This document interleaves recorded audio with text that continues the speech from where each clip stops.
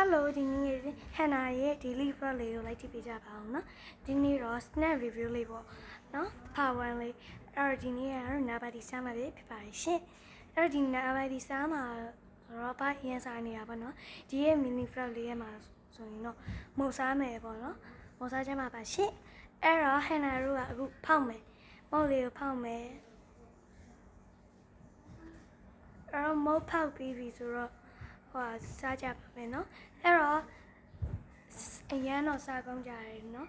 ဒါပေမဲ့အဲ့တော့ဟိုးရင်ခေတ်တော့စားကြရတော့ဟန်နာအဲ့အားလေအရန်ရှာရတယ်စိုင်းနေမှာဆိုရင်မရှိတော့ကွာ100% အမှမုတ်ထဲမှာရှိရ25% extra ဆိုတာကျတော့ chocolate ကိုနောက်ထပ်25 extra ကိုပြန်%ကိုထည့်ပေးရအဲ့125% ဖြစ်သွားရတော့ဗောနော်အဲ့အရန်စားကောင်းပါရှင်အဲ့မှာငယ်ရွန်းဆိုရင်လေခွာပြီးစားကြတယ် chocolate တွေကိုရက်စားကြတယ်ပေါ့နော်အရန်စားကောင်းပါရှင်အဲ့နောက်ပြီးတော့ဟန်နာကြိုက်တဲ့အားရတော့လေဒီနေ့ follow လုပ်ပေးပါအဲ့ဒီနေ့ပထမ follow လုပ်ပေးပါဒါလေးကဖတ်ဝင်ပါဆိုတော့